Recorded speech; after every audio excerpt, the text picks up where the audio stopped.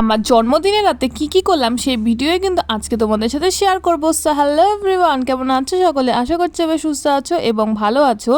তো জন্মদিনের রাতটা কিন্তু আমি আমার এই বাচ্চা পার্টি নিয়েই কাটিয়েছিলাম আর কি। তো সবার প্রথমে চলে এসেছিল বুলবুলি, যে সব থেকে ইম্পর্টেন্ট কাজ করছিল যে বেলুন ফুলানো, আর আমি শুয়েছিলাম। তারপরে আমি ড্রেস চেঞ্জ করে নিয়েছি কারণ আমার সব স্টুডেন্টসগুলো চলে এসেছিলো। আর ড্রেসটা কেমন লাগছে অবশ্যই তোমরা কমেন্ট করে জানিও। তারপরে আমার থেকে তো ওরাই মানে ভিডিও করার জন্য বেশি এক্সাইটেড। তারপরে এই কারণে বললাম আসো আসো সবাই একটু ভিডিওতে হাই বলে যাও। আর এই আরেকজন তো একদম কান্নাকাটি করে মুখ ভার করে রেখেছিল। যাই হোক, তারপর এখানে লাইট সাইড অফ করে ক্যাট মেরে কিছু ফটো তোলার চেষ্টা করা হচ্ছিল। সেই ফটোটা তোলার পর আমরা কিন্তু এখানে বসে পড়েছি কেক কাটতে। আর আমি কেক কাটতে বসবো আর আমার বাচ্চাগুলো আমার পাশে বসবে না, সেটা তো হতেই পারে না।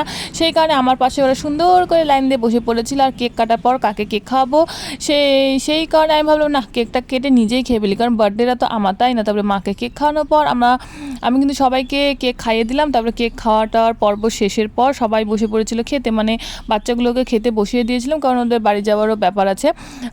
তো দেখতেই পাচ্ছ, আমি বলছি কেমন হয়েছে রান্নাটা, আমি কিন্তু সব রান্না করেছি। ওরা বলছে সেই হয়েছে সেই। তারপরে পাশ থেকে দিদি বলছে না, কিচ্ছু কিন্তু ওরা রান্না করেনি। তারপরে এই দুই বন্ধু আসলো, ওরা খাওয়া দাওয়া করেছিল বাড়ি, অনেক করলাম গল্প। আর এই ছিল আজকের গরিবের বার্থডে সেলিব্রেশনের ব্লগ। ভালো লাগলে অবশ্যই পেজটাকে ফলো আর চ্যানেলকে